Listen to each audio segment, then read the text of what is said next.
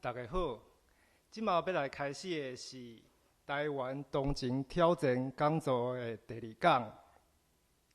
咱今仔日要来讨论的是大家最近非常关心嘛足重要的问题——林志症。今仔日咱的主讲是中央研究院后美所的研究员洪志伟。刷了后，要来对谈的是国立阳明交通大学心智特学研究所的副教授林永龙。咱即马就来开始。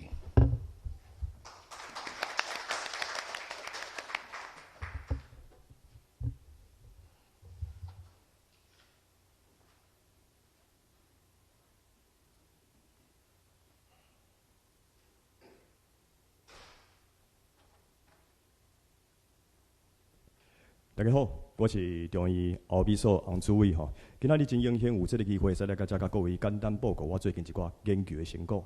今仔日的主题林志症、武器化的 LLM 甲华语知识渗透，主要呢是要为3个方面来向大家介绍讲，啥物啊做林志症？伊的定义甲案例是啥？啥物是林志症的长期渗透？甲咱即马上称的这个 ChatGPT 这类人工智慧生成内容 AI generated content。又有啥物款的关系？第三就是讲，台湾有啥物款的方式会当来反制咱讲林志症所造成的一寡伤害。这就是今日要甲大家简单说明的3个重点。好，首先来看，啥物叫做林志症？简单来讲伊就是透过控制环境的刺激来改变人类的行为甲心理。这对北京来讲是一个上要紧的代志。为什么呢？伫2023年的时阵，美国的国家情报总监 Heinz 甲台湾的蔡英文总统拢表示讲，不正区林之兵是北京上好的剧本。为什么呢？因为北京希望会当和平的吞并台湾，而且还会当避免甲美国抑个伊的盟友发生直接的军事冲突。若要达成这个目标，上好的方式就是去栽培、去赞助一寡在地协力者。伫国会、伫政府为台湾的内部来分化社会团结。就设施讲，今仔日台华战争是不可免，若是会当增加侵华选民甲在地协力者的这个数量，对北京的军事侵略来讲，嘛是真有利。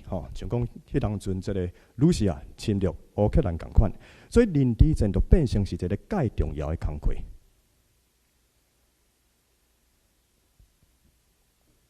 毋过，即款的林志症甲咱常常听到的这个网络战、资讯战、混合战，到底有啥物无共款的所在？咱讲其实甲林志症共款，网络战，cyber warfare， 嘛会使宣传甲放送假新闻啊。毋过网络战，伊所主要的是要去破坏敌人的网络的基础设备，还是设施，还是讲呢去偷贼情报。所以网络安全cyber security 就变成是一个真要紧的议题。比较之下，咱讲资讯战，伊所针对是啥？人类的决策者，希望透过传统社会人际网络，还是线顶的社群媒体，来影响到选民的这个行为，因投票行为，抑个啥？emoji、情绪，来增加这个政党的对立，甲仇恨的循环，还是仇恨的这个动员。甲资讯战比起来，咱讲林志症至少有3个无共款的所在。第一就是讲林志症毋若敢若利用这个传统的新闻媒体甲网络科技尔，伊更加利用啥？人类认知系统的一寡先天的限制甲欠点。第二就是讲对这个林志症的研究，毋若是注重伫 input 甲 output 尔，对咱的这个 central processor 嘛真有兴趣。尤其是最近有真侪研究调查拢发现讲。自这个假新闻真严重的所在，选民的投票行为所无一定会受到影响。为什么？所以表示讲，这个 input 甲 output 中出现一个解说空隙。所以中这个咱大脑这个乌阿巴内底到底发生什么代志？这就是林志症的研究，伊所要去了解的所在。第三就是讲林志症的研究，定定需要什么？这个认知科学的资源，加这个神经科学的理论，甲传统咱讲要研究自信症，靠的是啥？媒体、新闻媒体，也是讲这个网络的这个科技，是真无共款的所在。这个区分是真重要。为什么安尼讲呢？咱看到这张图吼，咱一定要知影讲，无共款的这个区别会造成什么款的结果，咱才有法度安怎对症下药。所以，像讲今仔日若是面对自信症，你敢若强调资讯安全，无去强调事实查核，是无法度解决自信症所造成的这块危险。同款的道理，若是面对面对这个认知症，你敢若强调事实查核，无去正视文化渗透，犹原是了然。咱讲即马，这款认知症已经是全世界民主国家共同的威胁啊！毋那是鲁西亚介入英国，脱离欧洲的这个公投，中国嘛介入澳洲、加拿大甲美国的选举，尤其是今年，布林肯特别公布讲，因已经摕到证据啊，证明讲中国有介入美国的总统大选，虽然讲无讲介成功啦。好，这张最新的研究嘛发现讲中国政府的假新闻，甲规个 COVID-19 同全世界探开，有真强的关系。这嘛是咱中医社会所林宗宏老师因做的这个研究。另外，就是根据美国自由之家的报告，伫因所调查的30个国家内底，中国国营媒体甲外交官3不5时，都伫主流媒体顶悬公开放送假新闻。伫非洲，就讲中国甲突尼西亚政府嘛签约，来提供一寡北京的官媒的内容，而且佫免费来赞助电脑的设备，或者个记者甲 YouTuber， 互因去报道一寡有利北京的新闻。就讲国际这个 NGO Human Rights Watch 嘛发现讲，北京开始拿一寡 AI 监视设备提供互这个 Zimbabwe Ethiopia Government， 互因这寡的政府，互因去监视异议分子的行动。最近呢，嘛有一份较新的研究，是由美国的 Yale University 因的团队研究，发现讲中国的大外宣和拉丁美洲、甲非洲等等开发中国家的这个民众，相信讲这个中国一群的模式比民主制度较好的人，增加了3倍，为原本的16%增加到50%，表示啥？表示讲这个大外宣是真的有效至少谈这个 Global South。另外，像讲伫欧洲、法国、德国、西班牙拢是主要的目标中国想要真济英国的高等教育单位来提供一寡符合北京意识形态的教材，而且嘛透过这个孔子学院来加强文化的渗透，甲建立的网络。不过，因为这几冬欧美国家慢慢知影讲中国到底是咧变啥棒，所以北京即马嘛开始改变伊的策略，为过去宣传中国的正面形象，变成一个西人西方国家社会原本一寡本地就有的冲突，像讲啥呢？像讲这个 China Daily 3不5时就咧报美国的种族冲突，这个新闻拢是真的你袂使讲伊是假新闻毋过伊的目标伊的目的毋是要去追求真理，嘛毋是要去促进人权，主要是要安怎？干那要去煽动美国国内底无共种族之间的这款矛盾。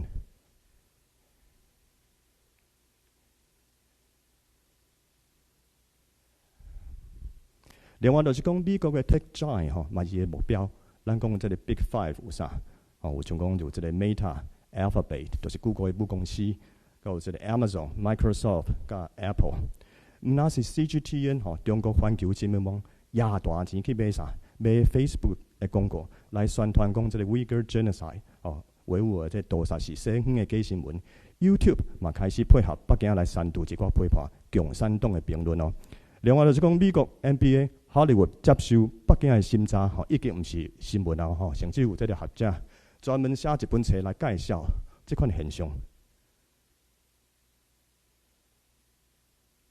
另外就是 Disney Plus 即马嘛大伊这个影片，也是讲连续剧的这个华语的翻译，包括伫北京的公司所以即马全世界华语字幕犹原是受到审查甲修改。我会记我踮这个 Netflix 点关看过一出连续剧叫做《Moonlight Night》，内底有一句台词，伊讲 "Do you speak Mandarin or Japanese？" 伊华语翻啥？伊讲你说的是普通话还是国语吼，内底这个 Japanese 伊都无得翻出来啊。今年开始，2024年吼，中国官媒嘛第一届公开利用人工智慧生成内容，来虚构根本就无存在45万人美国大肉工。这款的认知战不只是全世界民主国家的问题，伊当然嘛是台湾的问题吼。像讲这个瑞典的 V-Dem 还是美国自由之家，因的研究拢发现讲，台湾其实是假新闻受到假新闻攻击真严重的国家。不过真趣味的是啥？自由之家嘛发现讲其实台湾对抗假新闻的表现还是真好。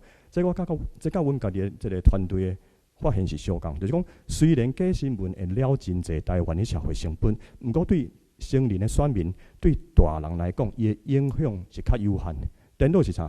对少年囡仔、对学生囡仔，因的伤害是较大。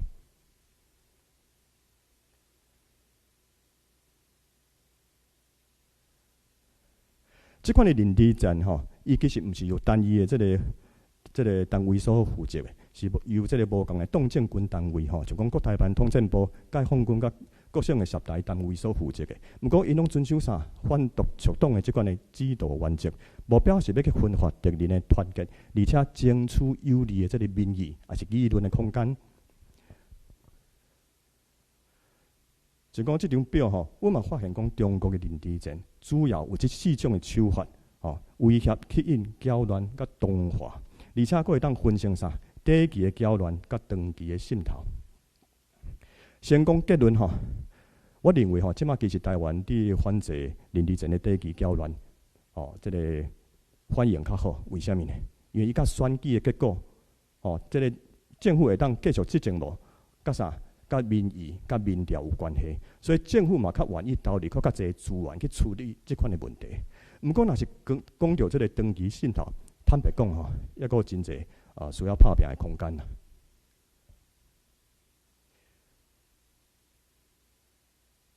好，咱讲虽然中国的认知战是真复杂，不过伊的基本的原理比较之下是较简单主要是透过这款重复的刺激 （repeated stimulation） 来增加资讯宣传的深度甲广度。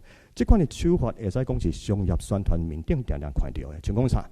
像讲今仔日你若是去日本商店的门口，可能门口就会看到伊搭一张啥？一个产品拍一个促销的广告。等你入去店内底，但这个货架顶悬产品的边啊，伊佫搭一个一模一样的广告。然后等你要结账的时阵，伫收银柜内边啊，伊佫搭一个同款的广告。大家看到这款的广告，拢会当降低消费者要去买这个产品的心理成本。那设使讲你这回无要买，后届你嘛有可能啥？选择你早就已经听过你较熟悉这款产品，而且毋知各有注意到无？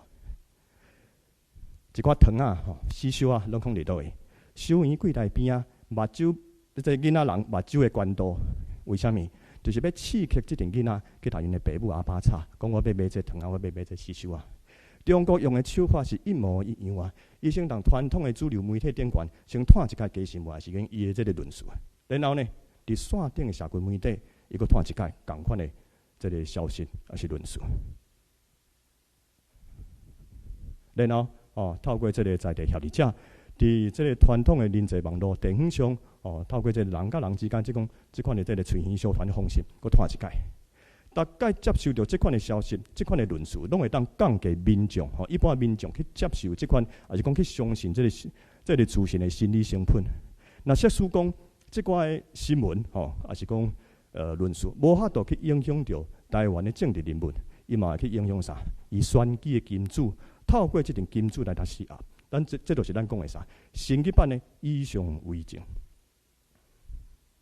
不过真心实的就是讲中和拍光这个效应，伫这个现实的生活当中因为生活当中因为受到这个各种条件的影响，所以不管是乌克兰还是美国的研究，拢发现讲假新闻。对选举的影响，其实甲大家原本想的这个本地想的是无共款像讲最近有几个针对美国其中选举甲总统大选研究拢发现讲，其实假新闻若要改变选民投票的行为，无遐尼简单啦，无遐尼简单。选民有可能互骗一届，就讲美国2016年甲台湾2018年的选举，毋过你若是要互骗第二届，都较困难啦。共款，咱讲心理学有一个虚幻真理效应，illustrated truth effect， 啥物意思？就是讲假的物件，若讲过100遍、1000遍，你可能就会相信讲伊是真的啊。虽然这是一个谈心理学实验内底不断互确定讲这是有效的这个效果，毋过谈现实的选举内底说无一定会出现。为什么？咱讲有真侪真复杂即款的影响因素。毋过虽然假新闻对这个选举的影响有限伊所以常常来使人这个收魂的循环、收魂的动员，伊无法度互这个 Joe Biden 落选。毋过伊所法度互这个 Donald Trump 的支持者冲入美国国会内底。举一个例就讲去年阮嘛预测讲，中国的林志坚无法度达这个2000点溜落来。毋过，伊所会影响到这个少数的中选民。迄当阵，普马什无样伊的看法嘛，差不多伊认为讲，有3%左右的这个中选民会受到影响。这若是伫较竞争的立委选区一来一往都差几来10个立委啊，而且伊嘛增加社会对立。为虾米安尼呢？咱讲一条资讯到底是真的还是假？有当时毋是遐尼重要啦，为什么？因为咱人的大脑演化毋是要为着追求真理是为着啥？是为着踮各种的社会竞争当中会当活落来。所以一条资讯对个人，还是讲伊所认同的团体，到底有正面还是负面的效果，颠倒是较重要。因为咱人无可能我饲你啥物，你就完全信到，是毋是？这对啥？对大人还是讲成年的选民来讲，尤其是如此每一个人拢有真恶改变的偏见，甲确认偏误。confirmation bias， 啥物意思？就是讲，咱的大脑敢若愿意去相信啥？咱愿意去相信的物啊，所以才会讲 ，the brain tends to believe whatever it wants to believe。所以会去信到中国假新闻的人，本身就是早就一定伫个政治立场方面较活中国啊。民进党的支持者嘛，无可能看到一条新的证据。还是讲一条新的一条这个假新闻，就改变伊的政治立场，去转互国民党的候选人。毋过这不表示讲，这个假新闻完全要造成什么款的伤害乃是一条假新闻是符合选民原本的信念的时阵，伊就去相信。像讲若是有一个人本身就做讨厌蔡英文的，伊若是看到伊这个 LSE 的博士论文，还是这个博士的这个学位。是假这条新闻，伊就去相信伊这个内容，而且有较侪情绪动机 motivation 去转传这条假新闻。最近的研究嘛发现讲你去转传假新闻的经验，嘛会增加你对这条假新闻的信心。毋过咱拄则讲的拢是啥？拢是针对大人、针对成年的选民若是讲着这个少年囡仔也是学生囡仔都是另外有一回事为什么？因为因的政治信念甲价值体系永远也搁伫发展当中，较需要啥？外部的资源、外部的资讯。一般来讲，少年人因对新的资讯较开放，因的所有的素养可能嘛比咱较好。毋过呢，因踮线顶的时间嘛较久，较遭受到这个网络还是讲这个人力层的影响较侪。我举一个例就讲伫这个烽火壁The Great Firewall 内底这个中国人无人讲即个网络灯城内底，虽然内底中国人是无法度看到 Wikipedia， 毋过北京3不5时就伫编辑 Wikipedia 点关的词条，为虾米？要摕到华语知识的解说权，这伫2019年 BBC 就已经注意到即款的现象。这款的要高占华语知识，对台湾的学生来讲颠倒是比这个假新闻的影响更较害这咱再讲。另外就是讲制造惊吓是改变人类行为一个上古早，而且底气是真有效的方法就讲各位以前你读国民学校的时阵，老师拢带来讲啥？明仔载要考试，无考到90分的人，差1分我带你拍者，有效无？有效，带你吓惊，透过吓惊的方式，伫足短时间以来改变你的外在行为。阮的发现就是讲，中国领地战内底上成功的案例，就是透过即款的军事即个恐吓来建立台独等于战争，Independence means war 即款的心理连结，都亲像啥？亲像心理学古典制约学习内底，巴甫洛夫的狗啊，若是听到玲珑啊，就开始流喙了。2020年，即个 Duke University 委托政大调查即个研究是安尼啊。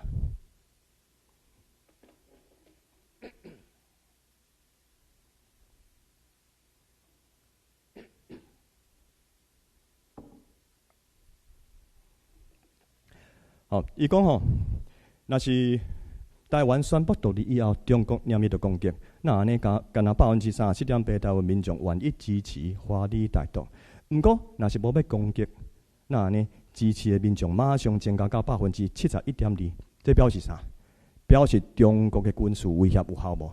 有效啊！而且要改变民众的外在行为，要比改变民众的信念更加简单。毋过，咱讲这长期来讲嘛是会增加这个反华的心理特别是若是大家发现讲，不管今仔日是要独立还是无爱独立，中国拢会攻击的时阵，颠倒会去降低一般民众去支持华理台独的心理成本。这嘛是为虾米咱讲这个政大的这个调查伊的民调发现讲，即几档台湾认同甲这个支持华理台独的人数是不断增加。另外就是讲，甲这个战争威胁有关系，就是中国伫选举期间硬要杀的这个战后二元论甲二美论，即款的战斗反应 （fight or flight responses） 是人类的本能啦。若是大脑的杏仁核发现到危险的时阵呢，就启动即款这个生存的机制。伊个会当分成啥？战斗、麻痹甲驱虫这4种的反应。一旦个人抑个团体战术拢会出现像讲伫即个埃及，即前30外冬的即个穆巴拉克，完全想袂到，讲即个阿拉伯之春会全国瘫了遮尔紧。规个政府是优柔寡断，毋接受民众的诉求，嘛毋敢强力来打压。参总统一开始嘛完全无出道的计划，最后是安怎？规个政府崩盘，这就是咱讲的集体政治坍塌上好的例。这是。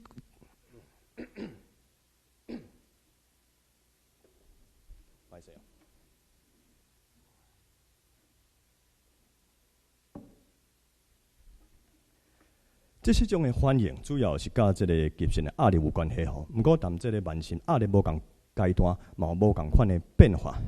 咱讲人啊，当什么时阵会去选择讲要来战斗？咱讲若是大脑发现讲有危险，而且嘛相信讲拍赢的时阵，伊就来选择讲要来相斗。就讲我去年当 Stanford University 客座的时阵，当然山边看到即个牌啊，伊讲今仔日你若是拄着美洲狮的时阵，要安怎做？一定爱双手举悬，喊大声。若是这狮啊，敢讲伊拍袂赢的时阵，伊就会放弃攻击。万一今仔日真不幸，你嘛是互这个狮啊攻击的时阵，要安怎？你一定爱反击，才有法度活落来。千万袂使打你的脚趾片向这个狮啊，无你就变成是美洲狮拍拉的拉文。这款的战斗反应是所有脊椎动物的本能啦。所以过去有人认为讲，家己靠家己，这个无美国的帮战之下，来甲解放军相拍嘛有机会会当拍赢。为什么？因为从美国拢拍袂赢越南，拍袂赢这个塔利班所来退军啊，只不过人数无即马遮尔济。美国知影这点，所以这几档不断加强对台军援甲训练，来加强台湾自我防卫的决心。毋过中国嘛知影这点啊，所以宣传二美论就变成是伊的重点。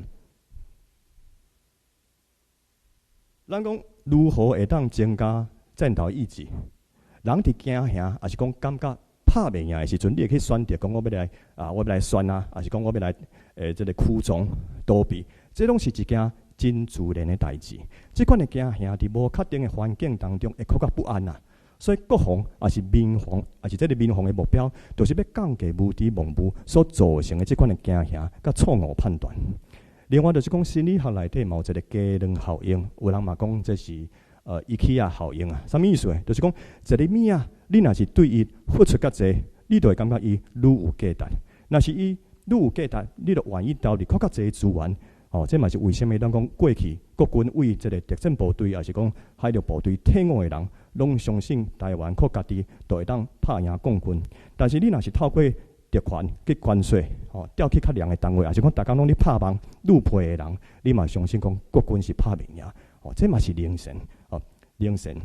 所以国防改革甲民防训练的这个目标，就是要强化公民的心理素质甲应变的能力，意志会决定行动。你若能力变强以后，颠倒转来，嘛会加强化你这个意志。这嘛是为什么咱讲心防是真重要一件代志。好，这款的敌我意识，其实嘛是中国要去搅乱的对象啊。咱讲人类有另外一个演化来的古早能力，就是去区分我群甲他群。什么意思？简单讲，就是咱是毋是同一国的？不过，人类科学家嘛发现讲，我群偏私甲他群特殊的关系是真复杂哦，两个是互相独立的哦。什么意思呢？就是讲有共同的敌人，嘛无一定会变成是共同体哦。伊毋是充分条件，就讲叙利亚民主力量甲穆斯林兄弟会拢有共同的敌人。IS 就是伊斯兰国，不过两个共款是拍袂煞，拍袂煞。颠倒是讲成员之间到底是毋是有这个共同的语言、通讯的资讯流，会当公家价值、情感甲身份的认同，这才是有法度达成有效的合作的基础。这款的敌我意识，甲国家认同。嘛是咱台湾无法度闪避的深水区啦。为什么？因为这决定讲，咱的政治到底是要大向，咱的情到底是要向向，所以这是一个真重要的问题。解严以后，台湾的民选政府为了稳定军方，20万年来拢发出啥？中华民国台湾史上大的这个工业所。不过这个工业所，即马所拄着一寡内部甲外部的挑战咱讲伫内部。真侪 ROC 认同 ROC 的人，拢伫反战；不过支持台湾国的，拢伫创啥？拢伫避战。这会互民众产生一个真强的心理印象，就是讲参你这阵支持中华民国的人，参你家己查来的 ROC， 你拢袂见保护，袂见捍卫啊！你并互爱台湾人替你牺牲，替你卖命。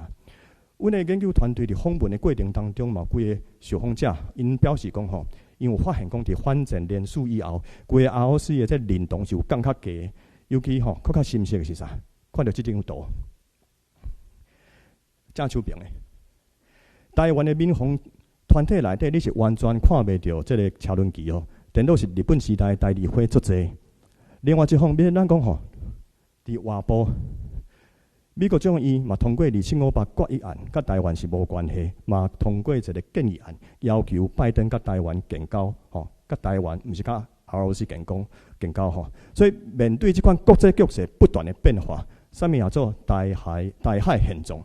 台湾是毋是要继续维持现状？这拢是咱需要思考的问题。我嘛发现讲，其实有共同的敌人，无一定会变成是共同体。不过台湾认同愈强，敌我的意识才愈清楚。小结，阮发现讲，其实假消息，假消息还是讲假新闻，伫改变选民的这个投票行为，伊的短期的影响是甲大家原本想的无共款，影响是较有限啦。为什么？因为要改变信念，比改变这个情感更较困难。不过，伊所会来增加咱讲这个社会的矛盾。第一，要改变信念，比改变行为更较困难。另外，阮嘛发现讲，成年的选民伫年岁上的差别无讲介明显，袂讲你年岁较大，但LINE顶悬都较高防骗，无即回事啦除非是一寡咱讲70、80岁的这个民众有这个认知退化的状况，才有这个可能。另外就是讲若是讲到这个少年囡仔，就是另外一回事为什么？因为尤其是即马真侪学生囡仔拢咧耍啥 TikTok，就是抖音的国际版。抖音更较害这两个是无相共款的。第四就讲，目前政府伫处理认知战的短期搅乱，坦白讲做了较好。毋过，若是讲到这个长期渗透，真烦恼啦，抑个完全无这个辨识感，完全没有辨识感啦，我嘛发现讲，其实中国认知战的长期渗透是不断伫进化。过去假新闻满是，品质足低落的这款的内容量场，一定是变成啥？内容真丰富的生活撇步开上文，只是100块等等。即寡丰富的内容，拢是为中国的这个学术，也是商业的这个出版面顶抄过来，而且还有为这个几百万的微信公众号顶悬抄过来。伊的内容早就经过这个北京的审查。即款的网站定定霸占台湾华语 Google Search 的头几名，为什么？伊已经经过这个超找引擎的最佳化 （Search Engine Optimization），而且嘛符合 Google 反内容农场的一寡规定。Google 这间公司嘛为即寡的网站，伊海量的即款的这个流量赚袂少钱所以一寡符合北京意识形态的论述，都变成是台湾这个少年囡仔真重要的知识来源。像讲啥呢？像讲伊踮这个网站顶悬英语版还是华语版，拢会伫报讲美国是如何去反背伊的盟友不管是为这个阿富汗斯坦退军，还是去监听欧盟的官员。即寡内容虽然讲是台选过的事实，但是你袂使讲伊是假新闻伊毋是假新闻所以，甲即个咱过去认为即款假新闻比起来，即款丰富的内容甲论述，颠倒对少年囡仔来讲，对因学生来讲，影响较大。像讲学生若是要写报告，还是要准备考试，抄找网络顶悬的知识的时阵，你一定会去看即寡网站。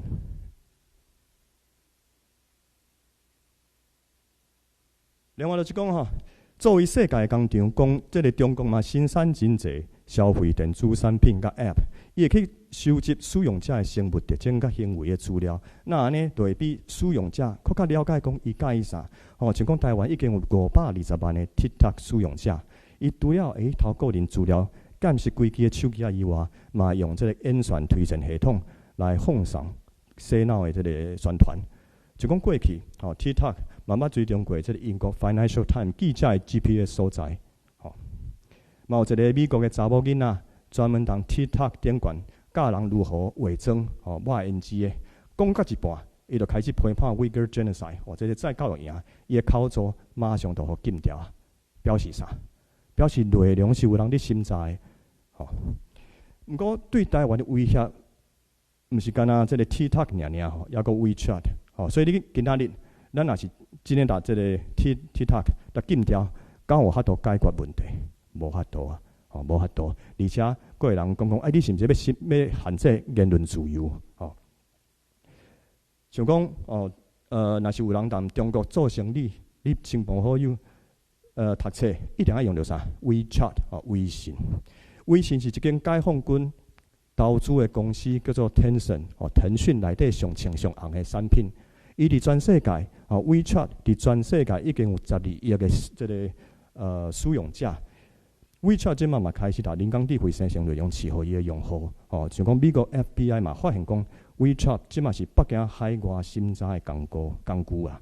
另外就是讲，即类 App 本身就有数位成瘾的风险。啥物叫数位成瘾？咱讲的 digital addiction， 嘛有人讲是啥？数位谣言，还是讲小三 C 网络毒等等拢有人咧讲。中国有真侪手机的电动，拢会利用一款技术，叫做 Stay Longer and Buy More Technique。互这个消费者念淡因兜的这个产品，时间是愈久愈好，更加愿意摕钱出来买因兜的这个就讲拍电动的时阵有这保密。即款的这个手机不只是中国，美国嘛定定用即款的手法像讲我若是连续 login 7天，还是讲2礼拜，我哋送你啥物保密。所以后来说变成讲，我去耍这个电动，毋是因为我耍这是真快乐的感觉，是因为讲我就是要 login 一个强迫的行为，我就是要摕到即款的保密尔。已经是甲以前咱讲少年时拍电动是完全无共款的这个想法啦。所以即款的方法其实会影响到少年囡仔的心理健康甲自我控制的能力，互因更加高互控制、互影响。即款的数位成瘾已经互 WHO 公布讲是全世界人类共同的挑战。为什么安尼讲呢？伫2012年的时阵，美国人逐工平均敢若了这个90分钟踮 social media 顶悬。毋过今年2024年的时阵，美国人逐工的这个 screen time，就是讲不管你今仔是用手机电脑 PC、Mac 多一个平台，你拢总网络的时间加起来已经超过7点钟搁4分钟啊！若是较散食家庭的少年囡仔，就是年收无到35,000美金家庭大汉的，你伫线顶的时间已经超过9点钟。那照这个速度免几冬啦。后摆大家逐工困醒以后，你踮线顶的时间会超过你踮这个现实世界的时间。尤其是今年年底，还有真侪 AI 产品要开始卖啊！即有少年囡仔受到网络这个大怪选的机会是愈来愈多。去年法国电视台 Phone 5嘛有访问一个台湾的建中学生，伊就讲伊逐工爱算 TikTok 3点钟，逐礼拜就15点钟，这还无算这个 social media 甲其他的时间所以这其实已经是一个真严重的问题啊。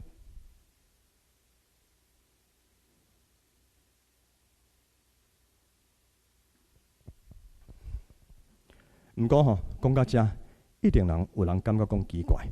我敢若是看踮这个 TikTok 顶悬，看一寡这个娱乐的影片，看一寡这个音乐的 MV，拢是一寡甲政治完全无关系，一寡 soft content， 为虾米嘛受到影响？事实上，咱讲人类科学家已经发现讲，人类的非政治行为甲政治行为有真密的关系。一方面 ，fMRI 的研究发现讲，自由派甲保守派选民的大脑对一寡非政治的恐怖、冰白的相片有真无共款的反应这寡负面的反应会当用来预测一个人的政治立场。另外一方面，咱讲一个人的非政治偏好，嘛会显示伊的政治偏好。像讲啥音乐，音乐会反映一个人的价值观，嘛会带这个人甲伊所认同的团体甲做伙所以你普通时，若是这个爱听这个 heavy metal， 还是迷幻摇滚的人，你是无啥物可能会去转互保守派的候选人啊。共款，咱讲台湾这个董事长还是灭火器马将，嘛定定是支持民进党的候选人。共款的道理，咱讲爱看这个 Netflix 甲 Disney Plus 的人，可能会感觉讲中国爱奇艺内底因家己拍的一寡片，拢是一寡消遣女性，这款笑话，真的是笑袂出来。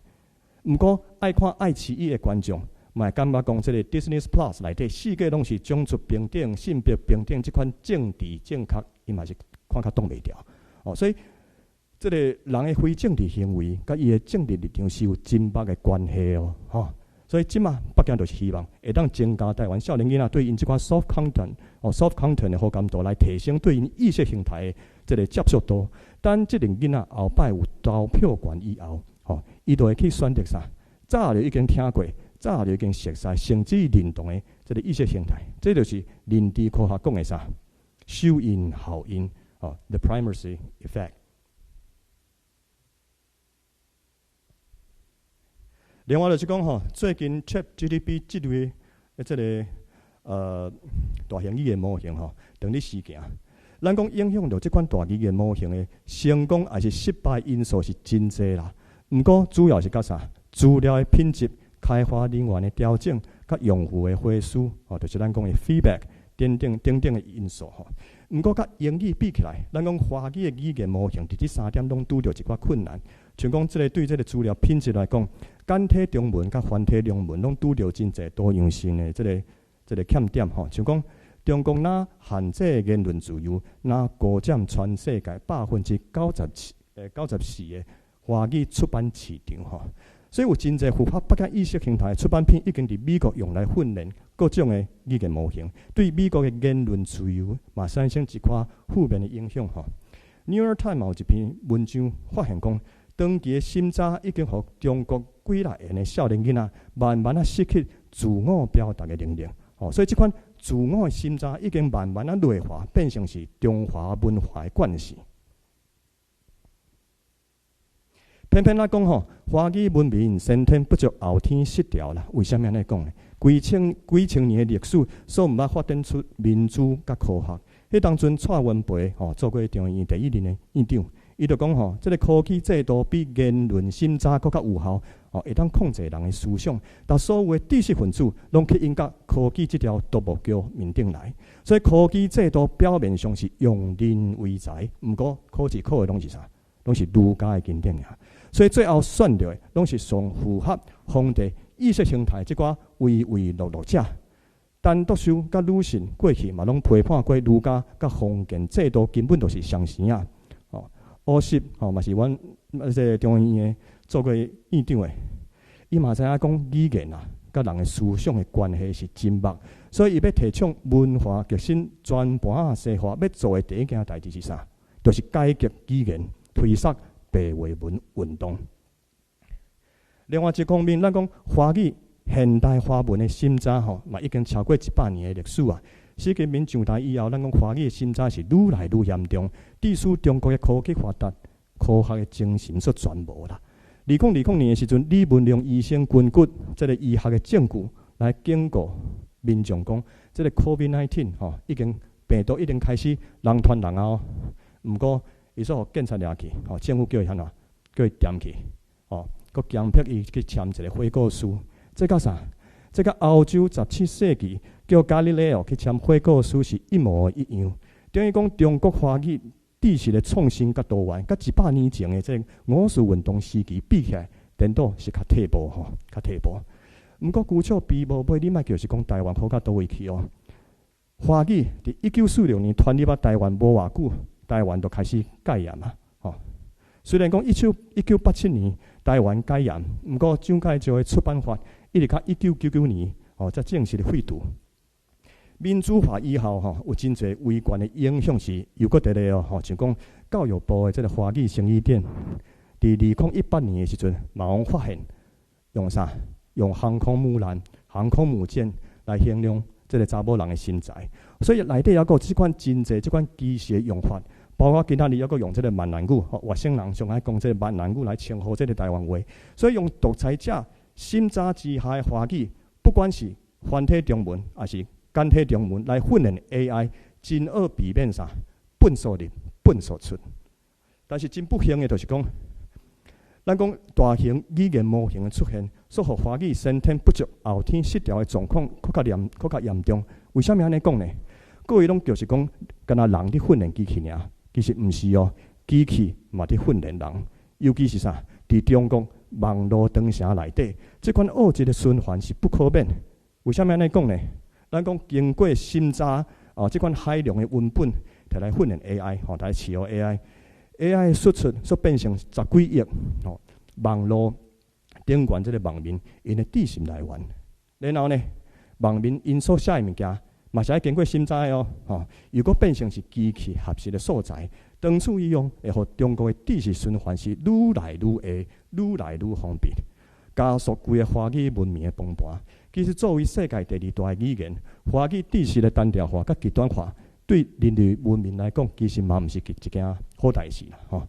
最近2020年嘛有一篇研究，上新的研究因就发现讲，北京的洗脑致使因的城市中产阶级受过较好的教育，收入较悬，对台湾嘛有较这个正确了解的人，这类人颠倒是上支持武力反台的。阮嘛发现讲，其实中国国内这个审查嘛已经开始对这个美国 Silicon Valley 内底人工智慧生成类用产生一寡外溢的效应，spillover effect。什么意思呢？就是讲若是今仔日你去问 ChatGPT、甲 Microsoft Bing、甲这个天安门事件Uyghur Genocide 有关系，即寡关键词。伊的华语甲英语的回答是无共款的哦。伫早期的版本内底，ChatGPT 的这个华语，伊会定定去用这个中国官方的讲法，像讲引用这个中国外交部副部长的讲法，伫联合国这个对这个 Uyghur Genocide 来辩解。另外就是阮发现，到即马政治审查问题上严重的，就是 Google Gemini， 以前叫做 Google Bard。甲其他的 Google Gemini 拢一再表示讲无法度用华语来回答甲达赖喇嘛将这个强版器官发现讲有关系问题。为什么有这款结果？有2种的可能。第一种是啥？第一种就是讲，伫原始训练的这款华语的资料内底，这块敏感词早就人这个汰掉，人这个删除啊，这是第一种情形。第二种是啥？就是 Google 这间公司自我审查把这个这块敏感词，它砍掉是讲删除。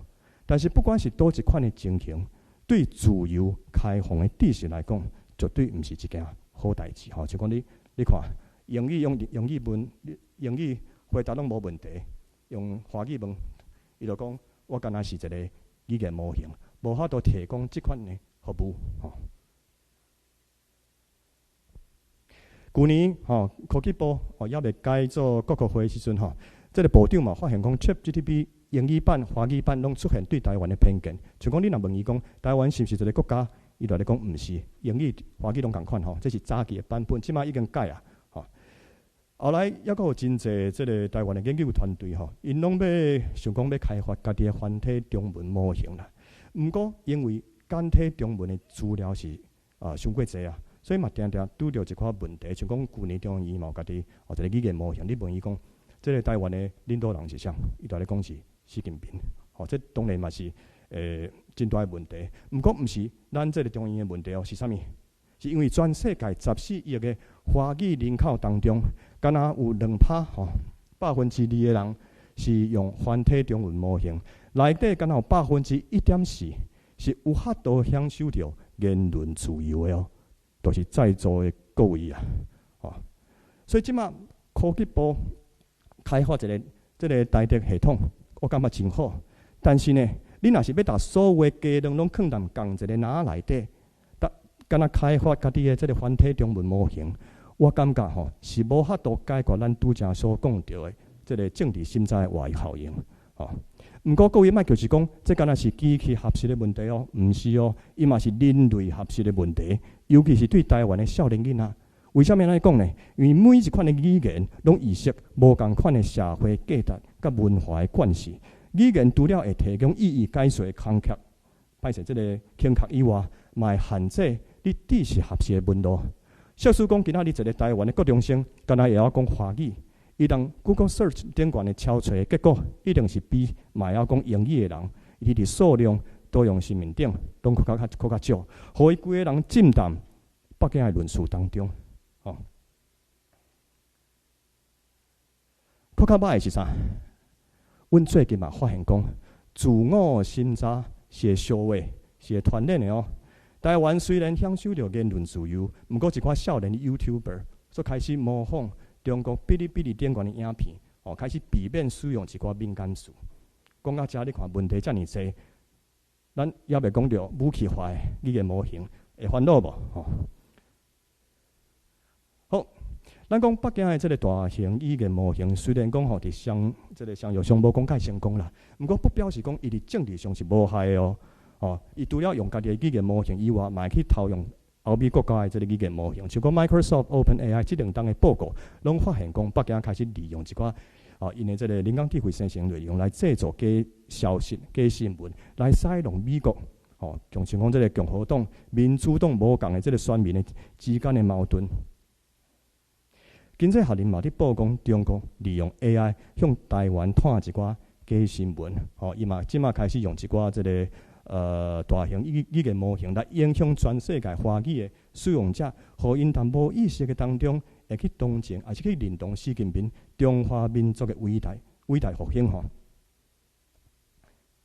就讲有一个真趣味的研究是这个澳洲 The Law Institute 2022年的调查，就发现讲有75%的澳洲人认为讲中国是一个军事威胁，毋过呢，敢若36%无到一半，这个澳洲华人同意这点。颠倒有61%的澳洲华人认为讲中国是会当信任的国家，毋过这个全澳洲敢若12%的人足少的12%的人同意这点。更较深刻的是啥 ？Facebook 是全澳洲上侪人使用的 social media， 毋过澳洲华人上爱用啥 ？WeChat， 因上爱用的是 WeChat， 其中有超过75%的这个澳洲华人会读面顶的华语新闻，这表示啥？表示讲你所使用的语言，你所使用的社群媒体，拢会影响到你对这个世界的认识，对你的政治的信念。为着卖互台湾喊落去这个封闭的华语知识循环，伫2017年的时阵，蔡英文政府迄当阵就送这个双语国家啦，吼。当时的行政院长是赖清德，伊的目标是啥？要到2030年的时阵，把英语变成是一个另外一个官方的语言。毋过真趣味的是啥？这个政策受到统派甲独派的同齐反对哦。独派这个学者认为讲，歹势，统派学者认为讲吼，伊相对强调英语是一款自我的失明。独派学者认为讲吼，你继续使用华语，这是一款自我失明，而且这个政策对母语的复兴是完全无帮助的哦。咱讲事实上吼，国外媒体吼，即嘛发现讲，语言已经变成是林志前的新战场吼，像讲做《Wall Street Journal》吼，嘛有即款的报道。特别是台湾有真侪民间的即款家长团体内底吼，慢慢的发展出来即款母语运动。伊所靠的毋是政府哦，是啥？伊所挖靠是即款民间的草根的力量。这甲美国自由之家的研究是相共吼，就是讲对抗假新闻表现较好的国家，因所挖靠的拢是即阵真话主的公民社会团体来强化民主的论性。北京即摆做烦恼，华语伫台湾影响力是愈来愈低吼。即摆英语大家拢伫补习班补英语吼，所以英语即摆愈来愈重要。华语颠倒是即摆即个一般你是袂开钱去外口补华语的啦。所以即摆除了环球新闻、人民日报以外，台湾的中天、中国时报嘛，三不五时伫报讲即个双语政策的一个乱象。面对即款林志前的长期渗透，台湾爱安怎做吼？我认为关键是伫维持自由言论自由甲即个自由开放的知识网络啦。美国的自由之家，伊嘛发现讲吼，言论自由较悬的国家，有较侪即款的独立媒体，甲较强的公民社会团体，因对于即个反抗林志前的表现嘛，较好。以前的人定来讲啥？垃圾食，垃圾肥啦。伤过清气的环境，颠倒对咱的免疫系统的学习甲训练是真不利。同款的道理，有当时一寡假新闻、一寡支持独裁者的言论，对台湾的民主论性来讲，嘛是真好的训练，会当培养民众这个怀疑甲批判的精神。所以言论自由毋是反制林志前的代价啊！我阁讲一届，言论自由毋是反制林志前的代价，伊颠倒是反制林志前一个真好的武器。另外就是讲，维持自由开放的知识网络嘛，真重要吼。尤其要降低对单一华语的依赖。毋过因为可能受到过去这个威权教育影响真侪伫推杀母语的人，犹原是自我审查，心内犹原有一个小紧张，毋敢去挑战华语即卖特权敢若逐礼拜谈讲我要加一两点钟的华语这个母语课。对这个母语原住民语、客语是台语来讲，其实伊的这个帮助无讲太大啦吼。好，小来先咱来看吼，其实目前独尊华语的政策并无任何的法律基础各位要了解这点。伊敢若是啥？敢若是戒严时期独裁者意志尔。颠倒是国家语言发展法通过以后，互台湾作为一个多语国家的合法的基础。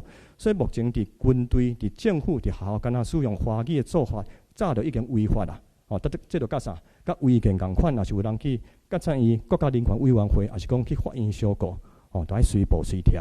第二，对事实来看，咱讲1915年日本时代国势调查，迄当阵就发现讲，全台湾87%的人，伊的通用语是台语，82%的人，伊的母语是台语。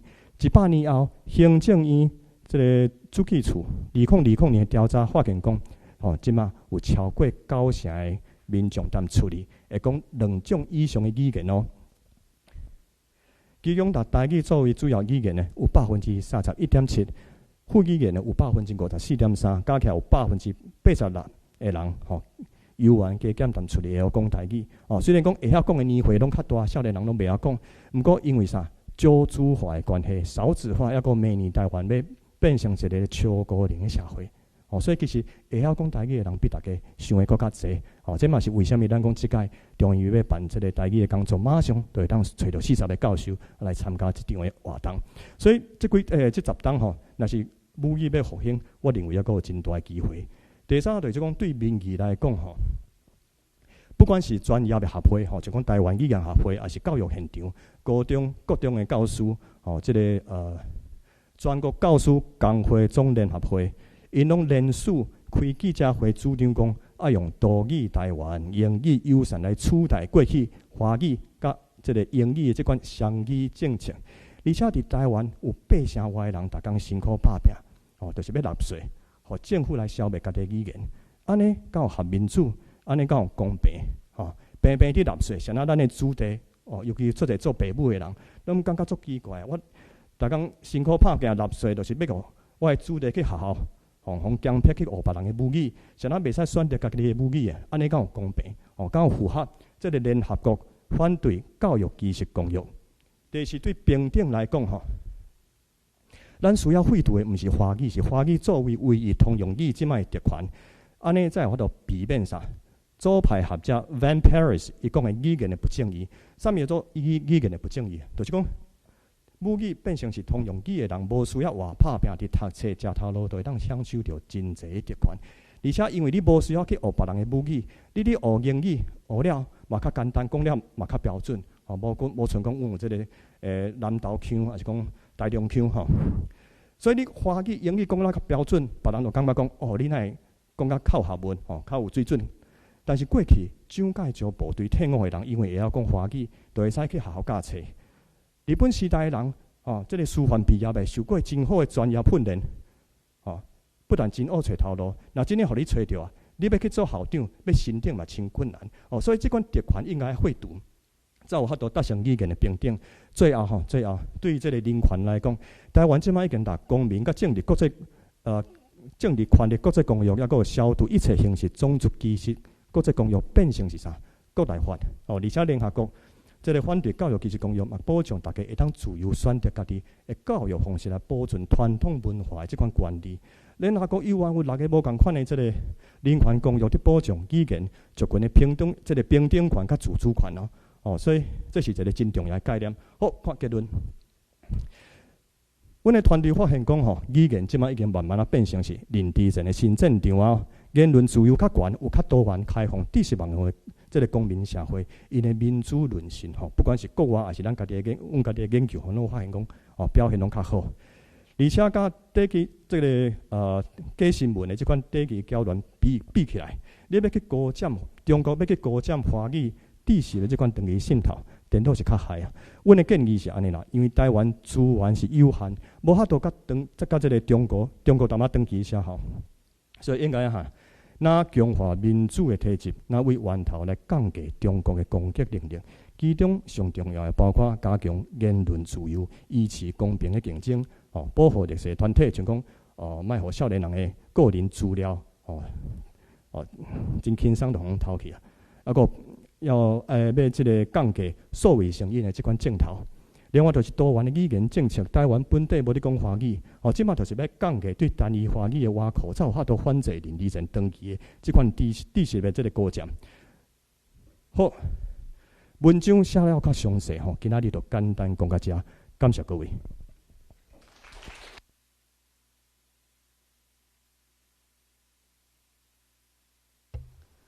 好咱即马就请林教授来对谈一个。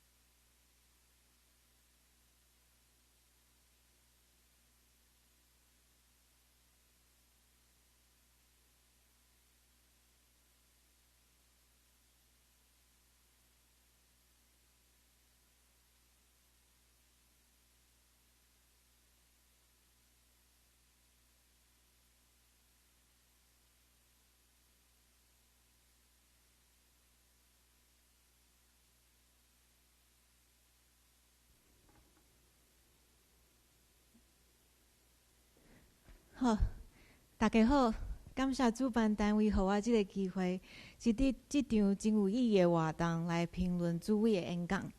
我的评论要对知识论甲心理体下的观点，特别是 Neil Levy 的册《Bad Beliefs: Why They Happen to Good People》来回应诸位提出来的分析甲建议。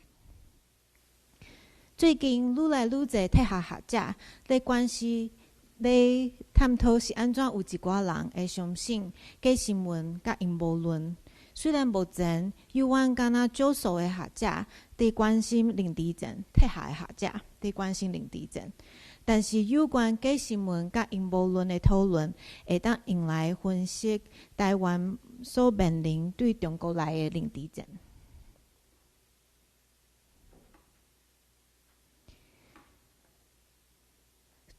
对目前体下的讨论，会当有3种观点来解说是安怎大家会受到林志珍的影响。大先头一种观点是因为遮的资讯有下某一寡人的信念、欲望甲理由等等，就像讲甲头拄注意讲的，因为遮的资讯有下因的意识形态，有因所要爱支持。伊要爱的想法，毋才会互因倾向相信。第二种观点，这甲人的思考方式有关系，关系到是啥款的认知者甲思考者。体下甲Qasim Qassam 都是安尼主张。伊透过执行知识论的观点，认为某一寡人会真简单就相信假新闻、阴谋论，甲咱遮所讲的认知症。是因为伊身为认知者，也是思考者，有歹的特质。举例来讲，伊认为有真简单就相信阴谋论的人，可能有搞互人骗去 gullibility 的特质，也是 close-mindedness、carelessness 的特质。毋只卡桑甲因号名叫做歹的思考者 （bad thinkers）。以上所讲的2种观点。拢咧讲个人的特质，但是敢敢若是个人的问题。咱若接受咱的认知甲环境有足密的关系，伫了解咱的信念形成过程的时阵，嘛袂当无注意环境的角色。咧探讨假新闻、阴谋论、认知症的理路，要安怎理解环境甲知识环境所扮演的角色？第3种观点是体学家 Neil Levy 伊伫因最近的这本册主张有人有歹的信念 （bad beliefs）， 毋是因为人是歹的思考者，是因为有歹的知识环境。用伊的话来讲，就是知识环境受到污染。伊伫册内底所讲的歹的信念，是就算有反对的证据，也是有权威的看法，也是要坚持的信念。歹的信念无一定是毋对的，也就是无一定是假的，也是假新闻造成的错误的信念。我认为歹的信念甚至会当扩大来包含误导的，也是不利个人、不利群体的信念。而且这本册的焦点是信念甲伊的形成，也毋过这个分析嘛会当用来探讨情感、认同、注意力，探讨世界观、价值观的形成等等。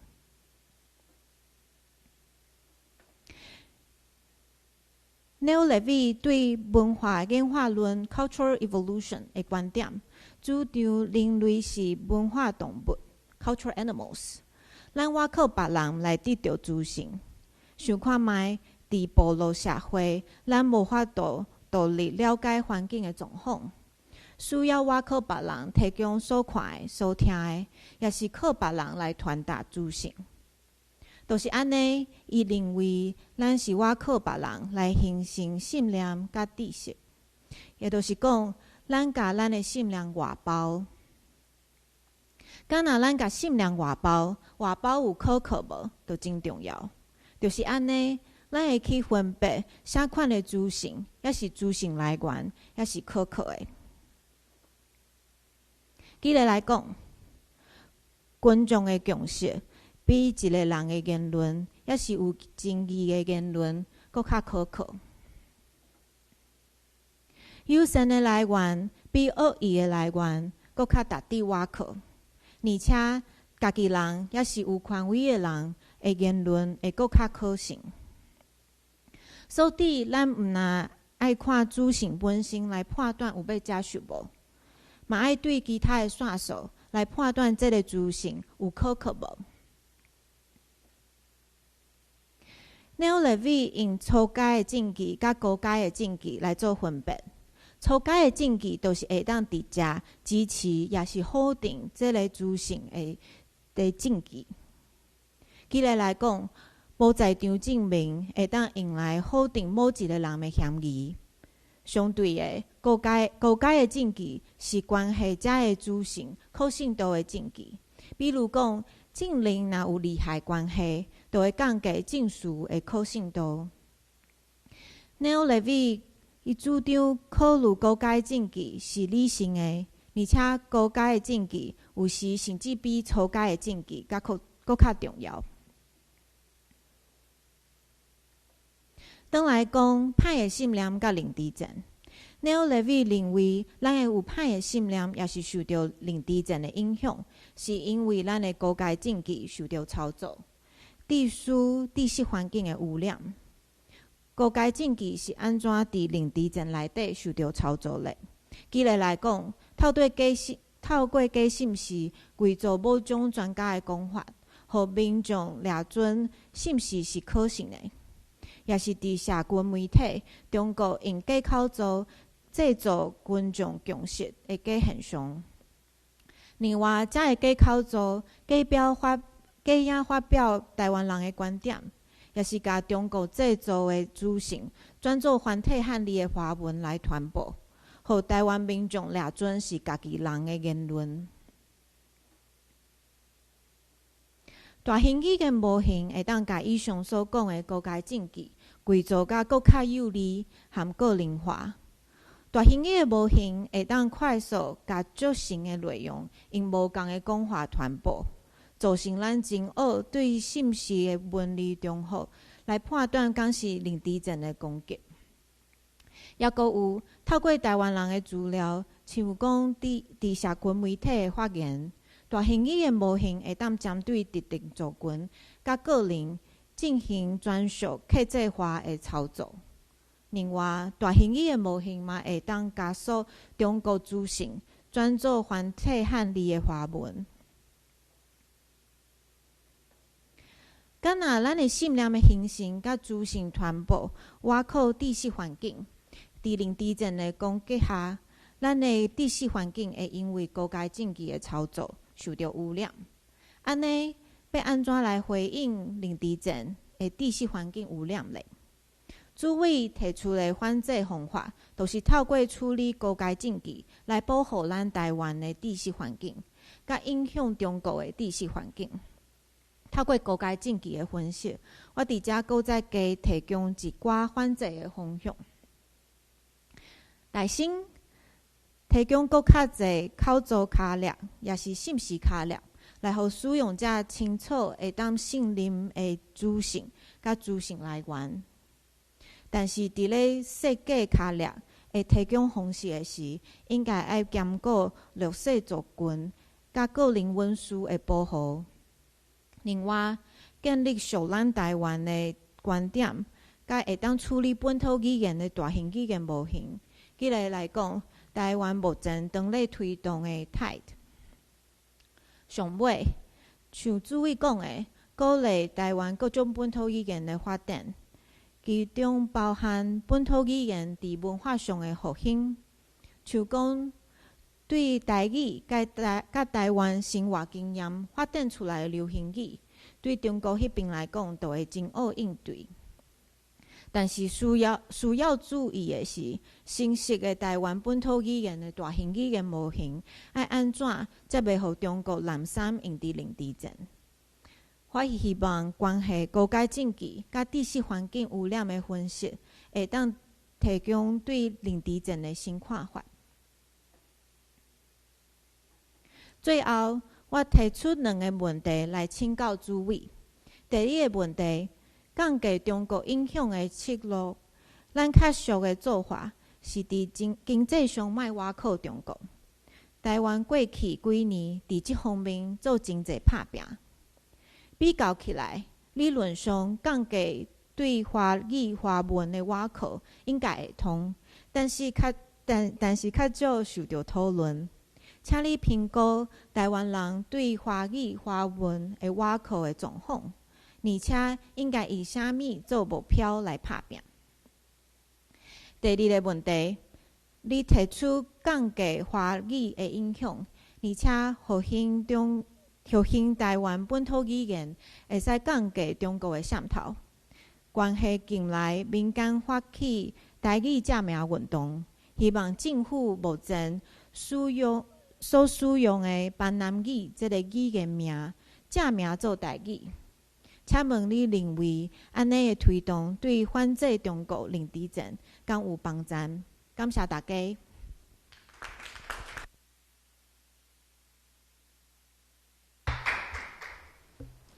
好，咱等者。即马咱会使来问问题，咱若是有啥物问题，恁着斗阵即马来提出来，咱做伙来讨论，安尼。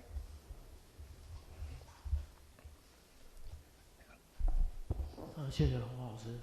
我想问那个洪老师一个问题，就是说，老师2022年那篇文章好像还没有讲的比今天那么多，到说一个讲认知战的长期渗透的部分，就是说，好像是说这边会涉及到文化统战跟认知战的长期渗透。那我比较好奇的是说，那我这样子我们要如何去切分开来正常的文化交流跟文化统战之间的差异？因为老师2022年的文章好像比较没有处理这一块，我比较好奇的是这一点。谢谢老师。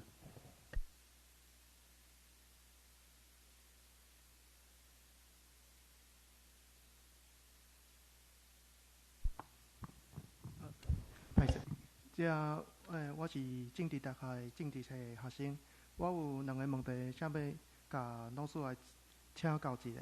因为今仔日的报告主要是讲到讲伫认知战的伫国际上的影响，别个国家想要用认知战去影响另外一个国家嘛。但是我的问题是上讲的，第一个问题是认知战的是有可能会成为政府来对抗、来操弄国内民众的方法无？有这个可能无？第二个，作为一个民主的国家，也是有一个民主的政府，有啥物方法会当防止讲呢？政府会用认知战的方法来控制伊国内的民众？这是我2个问题，谢谢。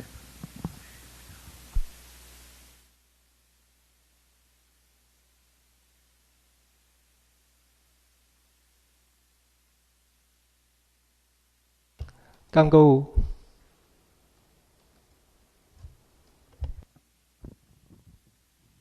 我想要请问2位讲师，就是讲有当时若是讲强调虽然我家己的母语是台语的时阵，我有一寡原住民的学生，我会感觉我无法度尊重因的母语，伊的语言安尼。因为即摆华语变成是共同的语言，所以为着原住民也是讲一寡香港的朋友，我会变成转换用华语。这是一个足大的问题，就是甲拄则即个第二个问题讲，闽南语若是正名做台语，问题是。我认为，台语应该就是爱包括客语甲原住民的语言等的。过来就是讲，咱即摆用即个汉字来写台语，这是毋是嘛是另外一款的文字的限制？可比讲即个白话字，但是白话字我家己嘛读袂出来。好，所以想要请教这2个问题，多谢。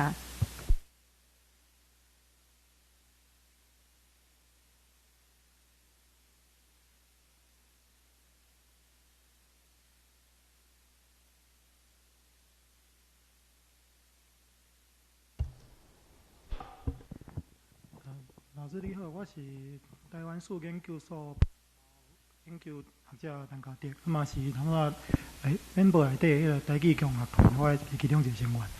老师他们讲到，老师讲甲本土语言复兴以后，有希望，想要请问老师有这方面有啥物建议？后壁，因为其实全世界语言学已经介侪案例，但是咱台湾像阮台语路的成员内底，其实有一寡对未来的方向，大家真正有讨论过。会希望老师会当提供一寡后壁的建议。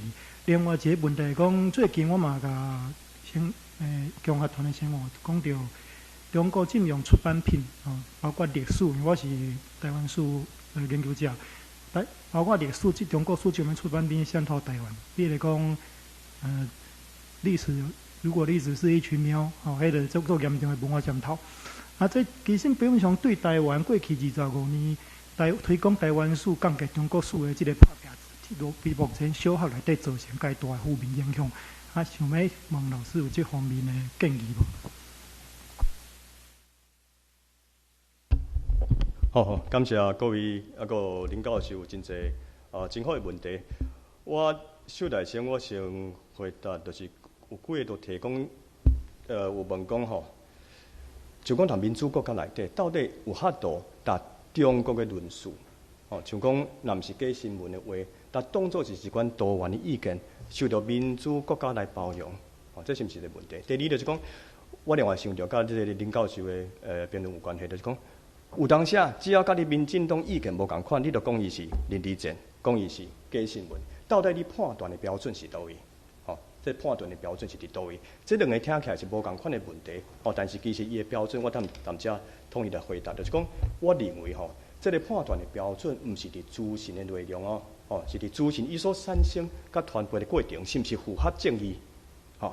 为什么安尼讲呢？第一，就讲你若网络顶悬，你若要判断讲一条新闻还是讲一条资讯，是毋是这个林志坚有当时无遐尼简单，而且你一定要去检查伊的内容才有法度。这嘛互人批评讲是啥？你要审查言论，有即款的危险。毋过，咱若是为网络的技术来讲，你要判断这个一条一个口座是毋是机器人的口座，是毋是这个协同的口座 （Troll account）？颠倒是较简单，这是第一点。第二就是讲，对资讯产生的过程来讲，北京除了打压无共意见的人以外，伊嘛利用一寡无公平的竞争，向海外来探伊的这个论述甲宣传，压过真侪少数的这个也是较劣势的团体的声音啦，或者劣势的团体更较劣势。即款损害民主的即款头一步是无法度当作无看到的。当然，有人的看法是甲我无共款伊认为讲，无这内容嘛真重要的，尤其是一个民主国家，绝对袂使去包容一个无包容的即款的仇恨言论，特别是啥对西藏即阵人，也是讲维吾尔人的即款的仇恨言论，也是讲对原住民的歧视言论，这就一定要立法来禁止。毋过，不管你是接受倒一款的标准，民主国家拢一定要采取行动。这是第一点。另外，拄正是讲到有讲到这个白话字甲汉字的问题，还有拄正林教授拄正讲到这个经济脱钩，还有好，我想讲这咱讲啥叫做经济脱钩？经济脱钩就是要降低对中国这个经济体一寡必要依赖。像讲台湾这10几档对这个对华的出口贸易，为原本的40%，慢慢降低到28%。那安尼中国就较无法度利用经济来威胁、来利用推杀政治的统一。同款的道理，这个语言的脱钩就是要降低对华语的必要依赖。像讲2020年的时阵，这个主计处的调查发现讲，台湾敢有66%来66.4%的民众是以华语作为主要的语言，第一语言。大家听到这，一定感觉讲，哪有可能啊？即马讲华语的人应该是80%对，无影。你若离开台北市，离开天龙国，有真济就讲原住民的社区内底，因有缘是用家己的母语作为主要的语言去使用的。所以主计处这个2020年的资料，其实咱即马若是会当但这个华语对这个华语依赖为60%外，慢慢降到2%左右就会当慢慢避免这个单一华语的这款封闭的风险。台湾本地无咧讲华语，而且佫有40外种的丰富的语言有40外种，所以要恢复即款传统的多元的文化遗产，对维持自由开放的知识网络嘛，真有帮助，嘛真有帮助。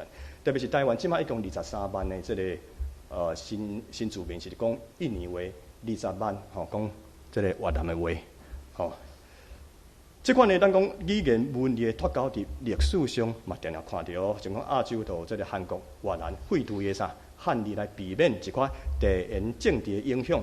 咱讲汉字虽然有真侪优点，毋过伊缺点嘛真侪。像讲啥？像讲咱的汉字内底有真侪歧视女性甲少数民族的即款系统性的用法。像讲啥呢？像讲一寡负面的用词，拢甲查某人有关系。像讲即个。奸巧的奸，妖魔鬼怪的妖，奴才的奴，贪婪的婪，抑个嫉妒即两个字，拢将女拢甲查某人有关系。所以，若是未来台语也是客语，会当用即个白话字，也是用教育部的即个罗马字方案，就会当避免使用即款歧视的即款用词啊。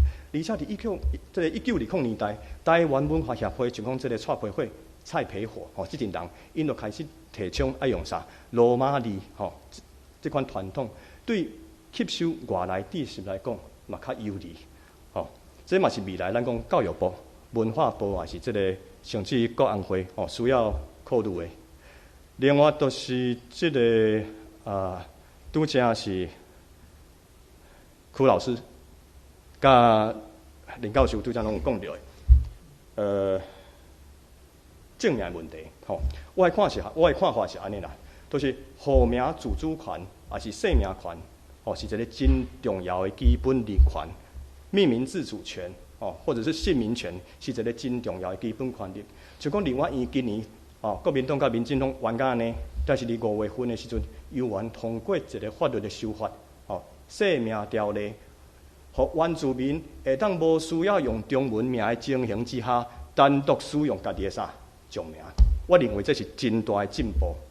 个人赞助是安尼，团体赞助嘛是安尼。就讲美国的原住民，因若是无愿意别人继续用这个印第安人还是用这个印第安语，讲伊去形容因讲的语言，咱嘛爱达尊重。为什么？这是真重要的这个基本人权。这款的基本权利是无法度因为别人轻蔑是无法度接受，咱就来侵害的。无台湾遮尔进步的婚姻平权，嘛无法度成功。这是第一点。第二就是讲这个就是讲，即马讲到这个台湾人还是台湾名，歹势，台湾人、台湾话、台湾台语这款的这个讲法，其实是为1920年代，咱讲台湾文化协会伫反抗日本的殖民动画政策，迄当阵出来这款的文化民族运动，是这款固有的语言、固有的文化，受到啥？受到公民甲政治权利国际公约所保障，袂使达剥夺的。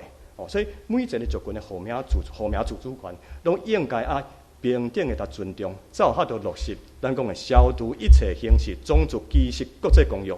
不过伫戒严时期，咱讲日本时代这个1920年代，这个民族概念的台湾人，所变成是啥？一个台湾省的省民的概念，原本是一个民族概念，后来所变成一个省民的概念。既然这个台湾省的省民，毋是干那讲台语的人，你就无法度继续使用台湾人这个词啊。1966年，蒋介石咧杀中华文化复兴运动时阵呢，各大台湾话台语变成是啥？闽南语，所以伊有这款的传统，而且佫透过西人无共族群这款的矛盾，来维持伊的少数统治。这款的手法伫迄个上，郭志明老师柯志明老师最近中医的院士伊有一本册叫做《石番乌干明》，内底有讲，这个清国是如何用汉人之间这个。因为这款的族群的矛盾来维持伊的少数统治，所以你会当知影中，这是一个殖民德国主义常常用的手法，就是西人这个之间的矛盾。所以我是认为讲，这当然嘛是爱个爱个讨论的啦。然后就是讲1990年代以后这个民选的总统李登辉总统提出这个新台湾的公民共同体论述。就是要甲过去，咱讲台湾人作为民族这个概念做一个区别。我的看法就是讲，既然这是一款固有的这个文化、固有的语言，是一款基本的权利，你都爱尊重。第二，毋是第二，另外就是讲有讲到即个甲台语复兴有关系的问题。我想到就是讲最近有可能有人伫讲要甲即个客委会，也是讲原民会共款，要成立一个台语委员会。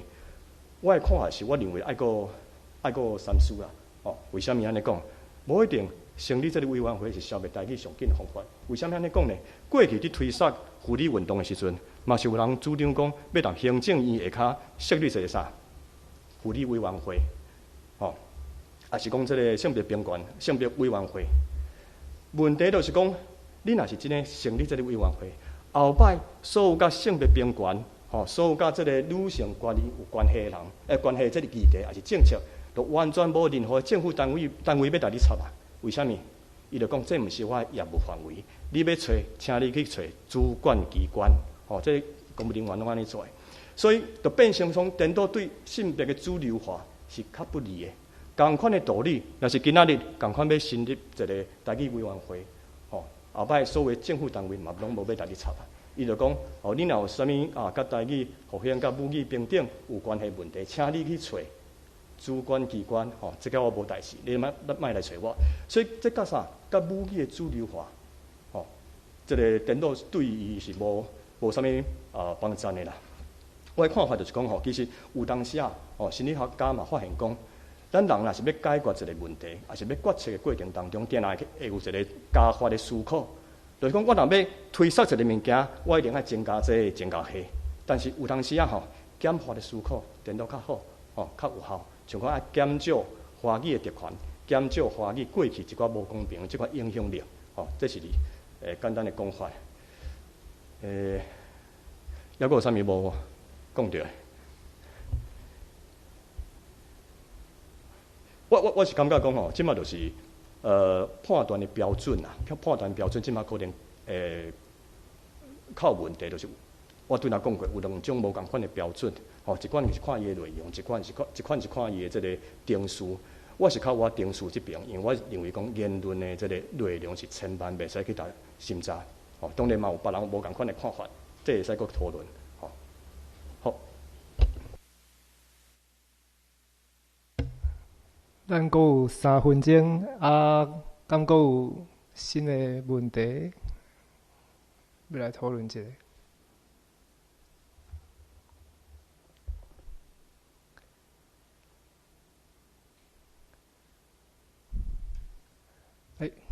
管委，老师你好，我想请教一个问题就是即马中国政府会用一寡网络较一寡手路是讲，伊会讲是讲台湾的一寡台语歌，伊会讲是闽南语的歌，有的时阵是讲咱遮原住民的讲少数民族啦，应该安尼讲是黄河阿美族安尼，即种的讲法，阮想安怎对抗？想问请教老师，谢谢。我是感觉咱回谈这个民主的社会内底，这款的资讯、这款的看法，都可以谈咱自由流通。因为每一个人，我相信每一个人拢有家己的判断。所以我是认为你禁这禁迄是无啥物效的啦。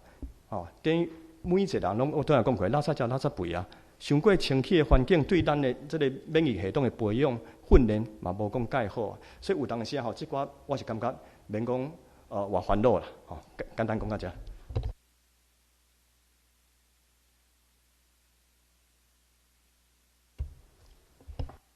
请问老师，中国敢有可能利用福建南部的闽南语区对台湾进行文化渗透？我个人的观点是认为，这甲中国目前推演普通话国策甲文化政策是互相冲突的。不过，之前有人提出这个问题，我想讲请教老师的看法。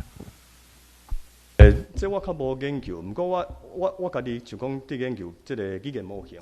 有当时你要判断讲这到底是简体中文直接翻过来，还是台湾人家己写的？有当时你用伊一寡语言的即个讲法，一寡敢若有特殊的用法，是敢若中国人会用，台湾人袂用的即款讲法来判断讲即款的内容到底是倒位来的。